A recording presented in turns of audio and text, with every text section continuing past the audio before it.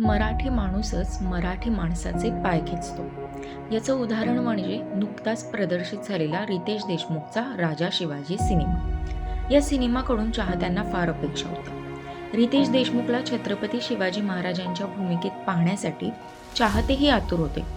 पण cinema release झाला आणि रितेशला आपल्याच काही मराठी माणसांनी ट्रोल केलं. मगरूर हुकमांना कळू द्या, मराठे मातीत गाडले जात नाहीत, ते मातीत पेरले जातात.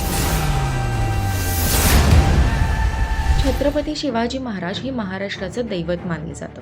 त्यांच्यावर चित्रपट बनवणं म्हणजे केवळ अभिनय नव्हे तर एक मोठी जबाबदारी असते.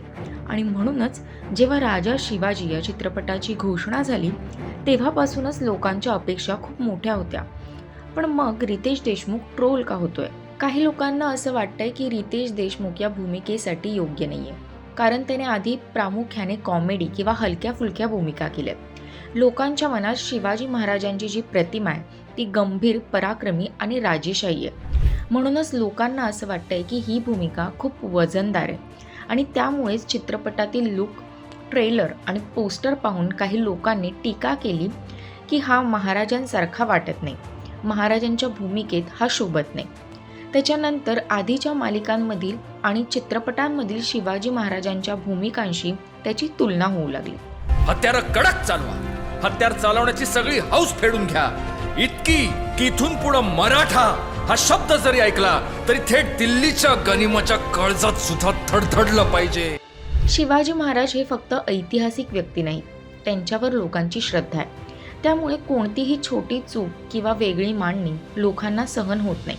इतिहासाशी प्रतारणा केलेली प्रेक्षक खपवून घेत नाही. राजा शिवाजीचा ट्रेलर प्रदर्शित झाल्यानंतर त्यातील काही फोटो व्हायरल झाले होते. या ट्रेलरमधील चुका नेटकऱ्यांनी पकडल्या आणि त्यानंतर रितेश देशमुख राजा शिवाजी सिनेमासाठी ट्रोल होऊ लागला. कधी मुघल, कधी आदिलशाही, या सगळ्या पातशाहींच्या छाताडावर पाय रोवून हिंदवी स्वराज्याचं स्वप्न पाहतोय आम्ही, आई भवानीच्या नावानं.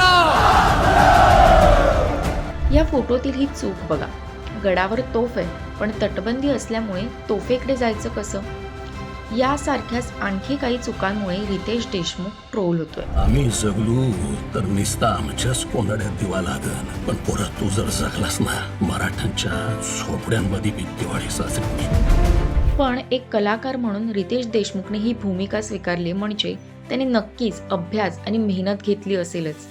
चित्रपट पूर्ण पाहिल्याशिवाय केवळ ट्रेलरवरून किंवा फोटोवरून निर्णय देणं योग्य आहे का? ट्रोलिंग करणं सोपं आहे, पण एखाद्या ऐतिहासिक व्यक्तिमत्वाला पडद्यावर जिवंत करणं खूप कठीण काम आहे. प्रेक्षक म्हणून टीका करण्याचा आपल्याला अधिकार आहेच, पण ती योग्य आणि समजून केली गेली पाहिजे. हे हिंदवी स्वराज्य व्हावे ही तर श्रींची इच्छा.